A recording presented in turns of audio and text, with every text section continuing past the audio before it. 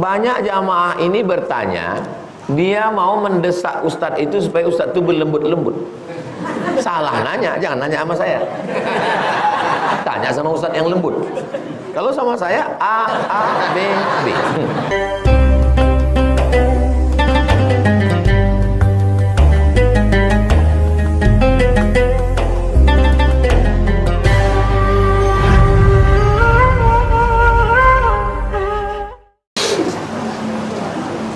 Bagaimana cara menghadapi laki-laki yang minder karena pendidikannya lebih rendah dari perempuan, padahal tidak mempermasalahkan itu asal dia baik, bekerja keras. Dalam mazhab Syafi'i ada namanya kafa'ah, kufu. Laki-laki dengan perempuan mesti sekufu. Kalau tak sekufu tak boleh nikah. Itu tak ada dalam mazhab Hanafi, tak ada dalam mazhab Maliki, tak ada dalam mazhab Hambali. Dalam mazhab Syafi'i, laki-laki dengan perempuan mesti sekufu. Kalau tak sekufu dia tak boleh nikah. Orang sekarang banyak mengkritik, apa ini mazhab Syafi'i mesti pakai kufu-kufu, yang penting cinta nikah. Inilah solusinya. Tak cukup cuma cinta. Perempuan anak orang kaya, punya mobil, rumahnya bagus, jatuh cinta sama laki-laki miskin susah, akhirnya nikah, down, jatuh, minder.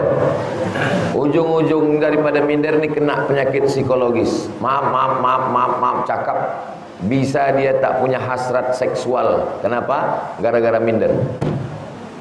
Maka perempuan, kalau kau anak orang kaya, rumahmu bagus, gajimu banyak, bilang ke suamimu, bang, walaupun kau tak berduit, kau adalah imamku. Karena kalau kau lecehkan dia akan terus down, dia akan terus, akhirnya terjadi kekacauan pada pikirannya. Jadi pentingnya kufu. Itulah kenapa anak laki-laki dikasih harta warisan lebih banyak daripada anak perempuan. Lidzakari mithlu hadzil unsayain. Anak laki-laki 2 kali bagian anak perempuan. Kenapa?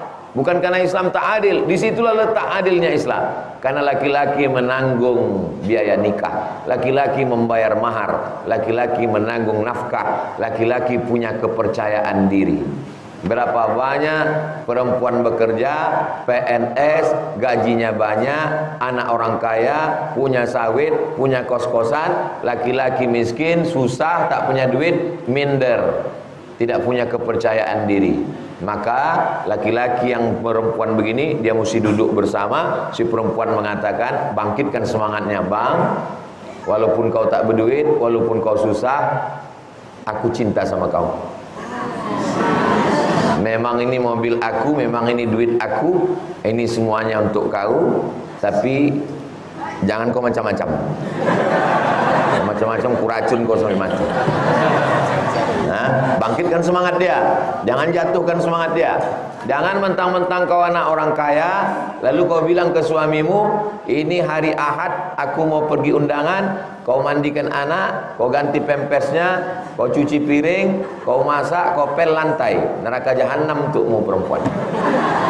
Nah, oleh sebab itu maka bagi laki-laki dan perempuan yang kebetulan sudah menikah, adapun bagi laki-laki yang belum menikah, kalian yang lajang-lajang yang belum menikah, kalau mau nikah, nikahlah dengan perempuan yang merasakan garam. Jangan sampai kau kasih duit belanja tak terasa garamnya.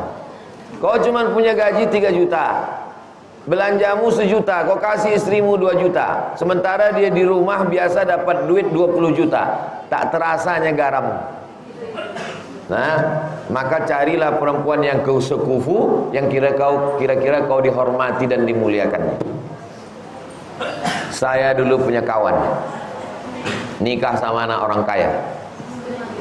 Kata kawan-kawan yang lain, jangan bertamu ke rumah dia, man.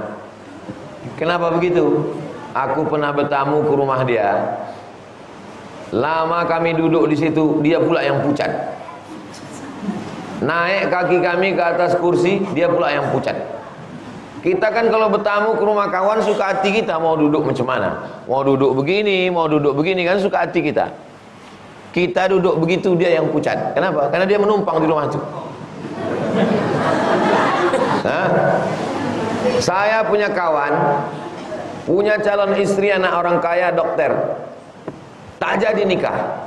Lalu saya tanya, kau kan tamat Azhar, Ustadz, kenapa kau tak punya percaya diri sama dia? Dia dokter anak orang kaya, kenapa kau tak nikah?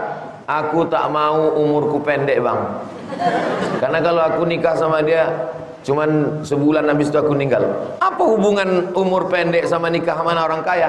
Nanti kalau aku nikah sama dia, duduk kami di meja makan, mertua nanya, gimana mobilmu? Gimana rumahmu? Gimana gajimu? Asal dia nanya tentang mobil, cut kata jantung aku. Tanya mobil, cut kata, lama-lama mati aku. Hah? Carilah perempuan yang kira-kira sekufu, yang membuat kalian bahagia. Kebahagiaan itu tak bisa dinilai dengan harta, tak bisa dinilai dengan uang. Kebahagiaan adalah ketika dia menjadikan engkau rajanya, ketika dia menjadikan engkau imamnya, ketika dia menghormati engkau. Disitulah engkau layak sebagai laki-laki. Walaupun rumahnya besar, duitnya banyak, kalau kau dihinanya, dijatuhkannya, keluar hasil sawit dia, keluar hasil duit kos-kosannya, keluar gaji dia, timbun duitnya. Kau tak punya duit? Dibilang, ya bang, gajiku bulan ini alhamdulillah 100 juta. Ini ku keluarkan zakat 2,5% untuk kau fakir miskin. Ambillah. Nah, kalian. Bagi yang lajang, yang belum menikah, belum berbini, bagi yang sudah, apa boleh buat? Saya kasih tahu ke perempuan-perempuan yang kaya-kaya, yang kalian laki kurang beruntung, maka hormati suami itu. Berikan dia. Laki-laki itu hanya ingin dijadikan sebagai imam. Bilang sama dia, memang kau susah bang, memang kau tak punya duit, memang mobil ni mobil aku, memang rumah ni rumah aku, tapi kau adalah imamku. Satu-satunya kesalahanku waktu hidup ni cuma satu bang, mencintaimu. Ustadz, bagaimana cara memperbaiki diri untuk kelak mendapat jodoh yang baik? Mengikuti kata hati, saran orang. Bagaimana cara memperbaiki diri? Pertama, bertaubat. Laki-laki itu kejahatannya cuma 3. Pertama, berjudi. Kedua, berzina. Yang keempat, narkoba. Berjudi, berzina, narkoba. Kalau ada kejahatan yang keempat, LGBT, gay, homo. Na'udzubillah. Kalau kau tak berjudi, kalau kau tak berzina, kalau kau tak narkoba, kalau kau tak homo, berarti kau orang baik. Berjudi? Tidak. Berzina? Tidak. Narkoba? Tidak. Apanya kesalahanmu? Mancing. Mancing bukan dosa. Mungkin terlalu lama mancing sehingga lupa istrinya di rumah, itu salah juga. Tidak punya perhatian, tapi itu bukan dosa. Nah, selama dia perbuatannya baik. Laki kau berjudi? Tidak. Pakai narkoba? Tidak. Selingkuh, berzina? Tidak. Homo? Tidak. Apa salah dia? Duduk di warung kopi. Warung kopi bukan haram, tapi kalau dia sampai di sana lupa sembahyang, asik cerita sama kawan-kawan, ini juga tidak baik. Tapi secara tabiatnya dia adalah orang baik. Nah, kalau sudah selamat dari 4 penyakit ini, maka memperbaiki diri dengan sholat berjamaah, menjadi imam yang baik. Maka setelah itu diperbaiki diri, Allah pertemukan dengan orang baik-baik insyaallah. Maka jangan hanya percaya diri datang sendiri, jangan. Kalau ada anak lajang mau menikah, jangan datang sendiri. Bawalah tokoh masyarakat. Di antaranya bawa ketua Masjid Al-Muhajirin, Pak Hasan Basri. Beliau ini pengacara. Banyak perempuan-perempuan bermasalah yang dibelanya. Minta sama dia, minta bawakan sama Pak pengacara. Ini banyak tokoh-tokoh masyarakat kita minta jadi juru bicara. Minta tolong sama ketua Yayasan Tabung Wakaf Umat, Ustadz Al-Nob. Jangan sendirian. Wa amruhum syura bainahum, bermusyawarah di antara orang beriman, berdoa kepada Allah. Doanya, Rabbi la tazarni fardan wa anta khairul warithin. Doa Nabi Zakaria, sehingga diberikan istri dan anaknya Nabi Yahya. Rabbi la tazarni fardan wa anta khairul warithin. Rabbi, ya Tuhanku, la tazarni, jangan biarkan aku fardan sendirian, wa anta engkau khairul warisin, sebaik-baik pemberi waris. Yang menghafal yang lajang aja, yang udah begini jangan dibaca lagi. Rabbi la tazarni fardan wa anta khairul warisin. Rabbi la tazarni fardan wa anta khairul warisin. Rabbi la tazarni fardan wa anta khairul warisin.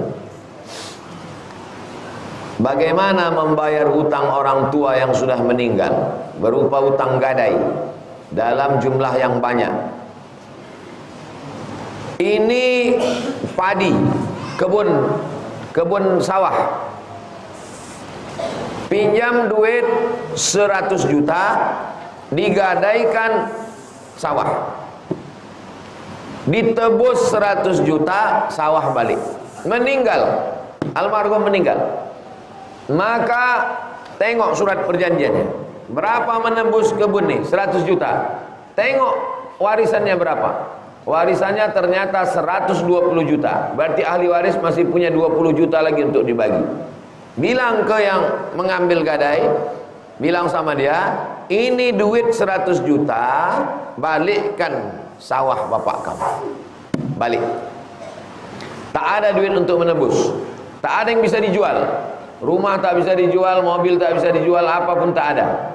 Maka datangi tempat dia menggadaikan ini dulu, bilang sama dia, ambillah gadai ini, maka lunaslah hutang.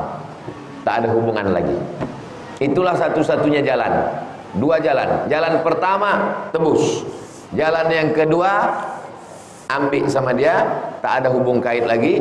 Karena masalah gadai ini sebagai jaminan, kalau tak bisa membayar sampai tanggal yang ditentukan, maka barang yang digadaikan menjadi pemilik yang memberikan pinjaman. Saya pinjam uang kamu 100 juta. Ambillah Ustaz Somad. Ini ambillah 100 nih, pakailah. Nanti Ustaz bayar tanggal 1 Juli. Itu namanya dain, hutang piutang. Saya pinjam duit kamu 100 juta. Ini Ustaz Abdul Somad 100, tapi tolong kasih jaminan. Sebagai jaminannya, ini STNK BPKB mobil yang harganya lebih kurang 100. Itu namanya rohan, gadai. Ada yang dipegang. Kalau sampai tanggal 1 Juli tak kubayar, maka mobil ini menjadi milikmu. Habis, tak ada lagi sangkut utang piutang. Itu namanya gadai. Cara menebus gadai dua. Tebus duit, balikkan barang. Cara yang kedua, ambil barang, duit tak balik. Begitulah cara untuk melunasi orang tua yang terjerat gadai. Saya punya ibu sambung, dan ayah saya baru meninggal 1 bulan. Ayah saya memiliki rumah. Apakah ibu tiri saya boleh ambil hak waris ayah saya? Tapi Ustadz, rumah itu sudah diubah atas nama saya, dan ibu tiri saya tetap mau ambil hak warisan ayah saya. Jadi saya harus bagaimana? Kalau bapak meninggal, ibu dapat 1/4 kalau tak ada anak. Kalau ada anak, ibu dapat 1/8. Meninggal almarhum, hitung total berapa harta dia. Rukonya 1 miliar. Sawitnya 3 hektar, 1 miliar. Rumah, berapa kira-kira rumah nih kalau dihitung? Jangan terlalu tinggi, jangan terlalu rendah. 1 miliar. Apalagi mobilnya sama motornya semuanya, sama cincinnya sama ada, 1 miliar. 4M. 1. Meninggal laki-laki. Maka istri dapat 1/4 kalau tak ada anak. Ada anak apa tak ada anak? Ada anaknya, berarti istri dapat 1/8. Meninggal, istri dapat 1/8, berarti keluarkan 500 juta dari 1/8. 4M, 1/8-nya 500 juta. Ibu, jatah kau 500 juta. Nih, ambil. Habis. Berapa kalian adik-beradik anaknya? Kami ada bertiga Pak Ustaz. Kumpulkanlah 150, keluarkan jatah dia. Tidak boleh si ibu ini menguasai rumah, karena rumah ini bukan milik dia sendiri. Ini milik. Kalau mau, ibu mau rumah apa mau duit? Saya mau duit aja. Ini 500. Saya tak mau pindah dari rumah ini, saya mau tinggal di rumah ini. Harga rumah ini berapa? Harga rumah ini 1M. Jatah warisan ibu 500. Harga rumah ini 1M. Ibu bayar 500, duduk ibu sini. Terubah rumah ini menjadi hak milik ibu. Ibu bayar 500, yang 500 jatah ibu, yang 500 ibu bayar. Ini rumah jadi milik ibu, maka dia berpindah surat ke BPN menjadi milik dia. Jelas? Nah, jelas atau tidak?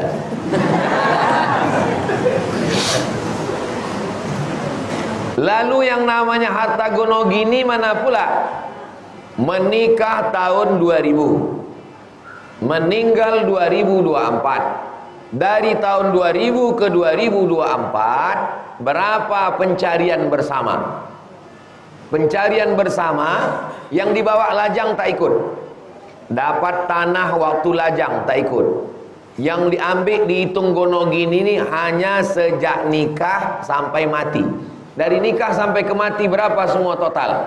2 miliar bagi 2. 1M untuk bini, 1M untuk laki. Itu namanya gono gini. Jadi perempuan dapat 2. Pertama, pembagian 50% sejak nikah. Setelah dia dapat 1 lagi. Jadi total dari sejak akil lahir sampai meninggal, itu dia dapat 1/4 kalau tak ada anak, 1/8 kalau ada anak. Jelas? Ibu dapat 2 kali. Bagaimana kalau kami tak mau ambil gono gini? Kami tak mau pakai kompilasi hukum Islam. Kami tak ikut gono gini. Kami mau 1/8 saja. Berarti dia dapat cuma 1/8. 2. Pakai gono gini, pakai fikih atau fikih saja. Tapi rasa-rasa perempuan tak mau dia kalau tak dapat, pasti dapat. Ini saya jelaskan sini supaya jelas, jangan sampai nanti bingung jamaah. Seandainya yang meninggal punya utang tapi tidak punya harta, bagaimana? Siapa yang membayar? Tak ada. Meninggal. Meninggal. Besok datang 10 orang. Dia punya utang 100 juta, dia punya utang 200 juta, punya terus. Kata anaknya, aku tak ada membayar. Harta warisan dia tak ada. Mengamuk orang, salah kalian, kenapa kalian kasih? Makanya kalau mau minjamkan orang, tanya dulu. Ustaz, minjam saya 100 juta, apa harta kau punya? Saya tak ada punya Pak Ustaz. Aku tak ada. Ambillah 10.000 untuk ongkos pulang. Kenapa kita kasih? Bunuh diri itu namanya. Tak ada yang bisa dibayarkannya. Anaknya tidak wajib untuk membayarkan dari duit dia sendiri. Makanya kalau mau minjami orang, tanya dulu berapa harta dia. Supaya apa? Kalau dia mati bisa kita ambil. Kalau tidak, maka kita sama dengan mencampakkan duit ke laut. Jelas? Kapan waktu yang tepat dibagikan, dibicarakan orang meninggal? Dalam waktu yang secepat-cepatnya, sesingkat-singkatnya. Meninggal pagi ini, kuburkan siang nanti malam bahas langsung. Kenapa mesti cepat? Karena kalau ditahan sama dengan menyimpan bom. Janganlah dulu kita bahas, janganlah dulu kita bahas. Meninggal si fulan, anaknya menuntut. Meninggal si fulan, anaknya menuntut. Bingung cara membaginya. Meninggal pagi ini, kuburkan siang, malam habis acara baca Yasin tahlil, duduk semua. Tamu-tamu pulang, duduk semua. Langsung kita bagi, selesai. Meninggal almarhumah mak saya. Ahli waris cuman kami berdua, saya dengan adik saya. Buka emas, cincin, gelang, subang, anting, kebun sawit, itu ini segala macam tabungan dia dapat di dalam tas-tas itu, dalam celah-celah pakaian. Bagi. Kita adik-beradik tak banyak, aku sama kau. 50% untuk kau, 50% untuk aku. Selesai, habis. Sampai disimpan lama-lama. Simpan. Saya yang nyimpan. Kalau meninggal dia, anaknya nanti, istrinya. Jangan menyimpan pembahasan harta warisan. Acara arisan keluarga. Apa judul acara arisan keluarga? Silaturahim.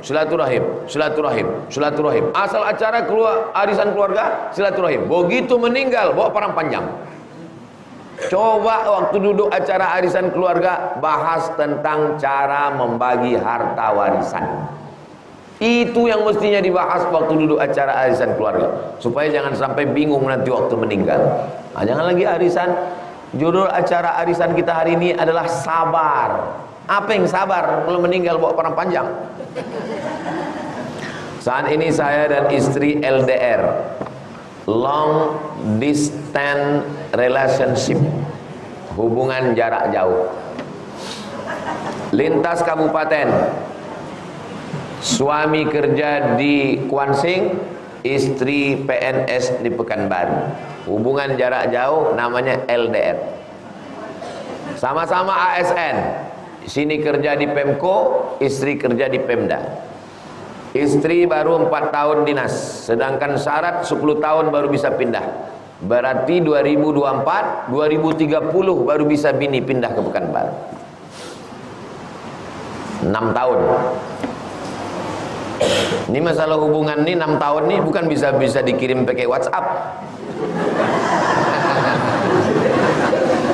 Tapi bisa pindah cepat dengan membayar sekian puluh juta. Apakah uang itu sebagai sogokan atau bentuk terima kasih? Sogok. La'ana Rasulullah SAW ar-rashi wal murtashi. Allah melaknat yang menyogok dan yang disogok, sama-sama kena laknat. Apa arti laknat? Ba'idun anir rahmah, jauh dari rahmat Allah. Waktu kau mau nikah sama dia, tahukah engkau dia PNS? Tahu. Tahu aturan PNS di Indonesia bahwa pindah bisa setelah 10 tahun? Tahu. Tahukah kamu bahwa kalau PNS siap ditempatkan di seluruh Indonesia dari Sabang sampai Papua? Tahu. Sekarang kok keberatan? Dulu waktu ta'aruf itu apa aja yang kalian bicarakan? Dulu waktu kalian perkenalan sebelum nikah itu apa aja yang kalian bicarakan? Kenapa cuma cerita mie ayam bakso? Kenapa tak dibahas tentang masalah yang penting ini? Kalian yang belum nikah, bahas yang penting. Bang, kau PNS kan? Iya, aku PNS. Nanti kalau tiba-tiba aku ditempatkan di Papua, kau di sini, kau siapkah mendampingi aku atau aku keluar dari PNS ikut kau? Itu yang mestinya dibahas. Bukan setelah nikah baru bahas mau menyogok. Duit haram, gaji haram, tunjangan haram, menyogok haram, menzolimi orang, menganiaya orang, mengasih orang makan haram. Nauzubillah. Maka perlu dari awal kesadaran, pemahaman. Maka kalau ta'aruf tuh memang betul ta'aruf dibahas sedetail-detailnya. Jika bertahan 6 tahun lagi, takut berpengaruh terhadap keluarga. Life is take risk. Hidup adalah berani mengambil resiko. Dulu sebelum nikah, kenapa berani menikahi PNS? Menikahi PNS berarti sedia tempatkan di seluruh Indonesia. Saya tak siap, dia jauh, takut selingkuh, suruh dia berhenti dari ASN, pindah kemari. Kau istriku, surga di bawah tapak kaki suami, kau mengurus anak dan bini. Tinggalkan PNS kau, pindah kemari. Tak berani? Kenapa kau berani dulu nikah sama PNS? Aku nikahi engkau dengan segala resikonya. Gaji saya lebih besar Pak Ustadz. Kau berhenti dari PNS, pindah kau ikut ke sana. Banyak jamaah ini bertanya, dia mau mendesak Ustadz itu supaya Ustadz itu berlembut-lembut. Salah nanya, jangan nanya sama saya. Tanya sama Ustadz yang lembut. Kalau sama saya A, B, B. Mudah-mudahan diberikan Allah kebaikan dunia akhirat. Silakan dia kerja di sana. Balik nanti dia hari Jumat sore kemari. Jumat sore, malam Sabtu, malam Ahad, malam Senin, 3 malam sama suami di sini. Nanti jam 4 subuh hari Senin berangkat lagi, 5, 6, 7, 8 masuk kantor. Itulah cuman yang bisa dilakukan selama 6 tahun ini. Kalau tidak, maka suruh dia resign, keluar kau dari PNS, jaga anak, jaga suami, kau jadi taba'ulil husnu taba'ulil mar'ati li zawjiha. Seorang istri yang mengurus anak bininya, itulah ibadah yang terbaik. Pilihannya cuma 2. suruh dia kerja tetap di sana, Jumat sore dia balik, Ahad malam dia balik lagi tempat kerja. Jaga pandangan, jaga kehormatan, jangan bermesra sama laki-laki, jangan WA, jangan curhat, jangan nyaman, jangan selingkuh. Selalu nasihat. Habis saya khutbah Jumat di masjid depan SKA. Masjid apa namanya? Syakir Syakir. Masjid Syakir. Datanglah jamaah mengadu, menangis. Ustaz, kenapa kau menangis, Pak? Bini saya dilarikan kepala dinas. Gara-gara saya kerja di Pekanbaru, bini saya di luar kota. Dibawa ke sana, bawa kemari, bawa ke sana, bawa kemari, keluar kota, SPPD, perjalanan dinas, satu ruangan, satu kamar. Macam abang saya, macam saudara saya, udah macam keluarga saya. Berawal dari macam, berakhir dengan macam-macam. Tarik bini kau dari tempat sana, kabupaten, pindahkan ke Pekanbaru. Siap menjaga dia? Siap Pak Ustaz. Siap memaafkan dia? Siap Pak Ustaz. Pindahkan dia dari sana, suruh kerja sini. Malam, tiap malam kau tahajud bersama, baca Yasin, bimbing dia. Siap Pak Ustaz. Dipindahkan bini dari luar, pindah kemari. Habis itu tiap malam tahajud. Sesudah sebulan, bisa kita jumpa Pak Ustaz? Ya, jumpa di rumah makan depan UIN. Cemana? Tak tahan saya Pak Ustaz. Terbayang terus muka kepala dinas tu Pak Ustaz. Laki-laki tak bisa memaafkan perempuan yang berselingkuh. Yang kalian pikir kalau kalian berselingkuh, habis itu laki-laki bisa memaafkan? Tak bisa. Mungkin mulutnya bisa, tapi hatinya tidak. Sebulan tahajud bersama Pak Ustaz, asal ku pejam mata, nampak ku muka kepala dinas tu Pak Ustaz. Dah diobok-oboknya bini ku Pak Ustaz. Nasi sudah jadi tai ayam. Bini awal dia bawa-bawa situ bubu juga lagi. Maka sebelum terjadi, jagalah baik-baik. Mudah-mudahan Allah memberikan kita kebaikan dunia akhirat. Keluarga kita sakinah mawaddah warahmah. Anak-anak kita soleh dan solihah. Ala hadhihi niyah al-Fatihah. A'udzubillahi minasyaitonir rajim. Bismillahirrahmanirrahim. Alhamdulillah rabbil alamin arrahmanir rahim maliki yaumiddin. Iyyaka na'budu wa iyyaka nasta'in ihdinas siratal mustaqim. Siratal ladzina an'amta 'alaihim ghairil maghdubi 'alaihim waladdallin. Amin. Allahumma shalli ala sayyidina Muhammad wa ala ali sayyidina Muhammad. Assalamu alayka ya Rasulullah. Ya Rabbi bil Mustafa balligh maqasidana waghfir lana ma madha ya wasi'al karami ya qadiyal hajat, engkau yang menunaikan hajat, ya rafi'ad darajat, engkau yang mengangkat segala derajat, iqdi hajatina, tunaikan segala hajat-hajat kami ya Allah. Allahumma anzilis sakinata fi qulubina, turunkan ketenangan dalam hati kami, jadikan anak keluarga kami keluarga sakinah mawaddah warahmah. Rabbana hab lana minas shalihin, jadikan anak kami anak-anak yang soleh dan solihah. Rabbana hab lana min ladunka dzurriyyatan thayyibah, jadikan keturunan kami keturunan yang baik-baik. Allahumma dafa'na al-ghala wal waba wal fahsya wal riba wal zina wal munkar. Selamatkan keluarga kami, masyarakat kami, jamaah kami dari malapetaka, bencana, riba, zina, narkoba, perbuatan keji dan munkar. Rabbana fir lana dzunubana wal walidaina warhamhuma kama rabbayana shaghira. Rabbana atina fid dunya hasanah wa fil akhirati hasanah wa qina adzabannar. Wa sallallahu ala sayyidina Muhammad wa ala alihi wa sahbihi wa sallam walhamdulillahi rabbil alamin. Taqabbalallahu minkum minna wa minkum taqabbal ya karim. Terima kasih atas segala perhatian. Mohon maaf segala kesilapan dan kekhilafan. Assalamualaikum warahmatullahi wabarakatuh.